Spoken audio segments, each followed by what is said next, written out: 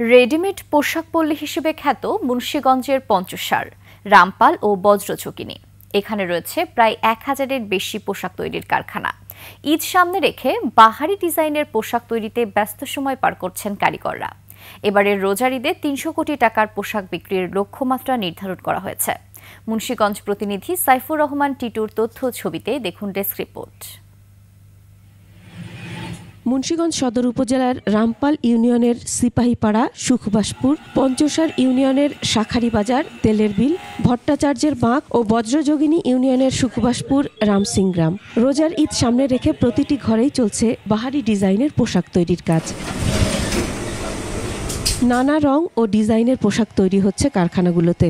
এখানকার তৈরি পোশাক ঢাকার সদরঘাট, কেরানীগঞ্জের কালীগঞ্জ ও নারায়ণগঞ্জের বড় বড় পাইকারি মার্কেট হয়ে চলে যাচ্ছে দেশের বিভিন্ন অঞ্চলে। 24 ঘন্টার মধ্যে আমাদের 17-18 ঘন্টা ডিউটি করতে আমাদের সিজন টাইমে মোটামুটি কাজের চাহিদা ভালোই আছে। বাচ্চাকে ভালোই হয়। শ্রমিকেরা অনেক সময় সব পরিপূর্ণভাবে করতে পারি না বা হয় না। এই পোশাক পল্লীতে কম্পিউটারাইজড এমব্রয়ডারি মেশিনে করা হচ্ছে নান্দনিক কাজ। কাপড় কাটা, সেলাই ও ডিজাইনে দিনরাত ব্যস্ত সময় পার করছেন কারিগররা। লিলি হালাল বিউটি সোপ, বিএসটিআই কর্তৃক সনদপ্রাপ্ত দেশের প্রথম হালাল বিউটি সোপ, দীপ্তিময় উজ্জ্বল ত্বকের জন্য। কেউ আবার নিপুণ হাতে করছেন রং বেরঙের লেস ও পুঁতির কাজ। মাল মেটেরিয়াল যা লাগে ইসলামপুর, সদরঘাট, নারায়ণগঞ্জ থেকে আমরা এটি কিনি আর কি। ইন্ডিয়ার ইম্পোর্টের মাল বন্ধ করে দিয়েছে। আগে ইম্পোর্ট আসলো, আমাদের বাংলাদেশের মালটা অনেক কম চলছে। বিগত বছরগুলো থেকে এই বছর একটু চাহিদা একটু বেশি। মুন্সিগঞ্জ বিসিক কর্মকর্তা বলছেন, এই পোশাক পল্লীতে অন্তত 30,000 শ্রমিকের কর্মসংস্থান হয়েছে। এখানে কিছু কিছু এলাকা এমন রয়েছে যে প্রতিটা ঘরে এক একটা মিনি গার্মেন্টস, বিশেষ করে শাখারীবাজার, পঞ্চসার এলাকায় এমন কিছু এলাকা রয়েছে। সেখানে প্রায় সহস্রাধিক শিল্প কারখানা রয়েছে যারা মিনি গার্মেন্টসের সাথে জড়িত।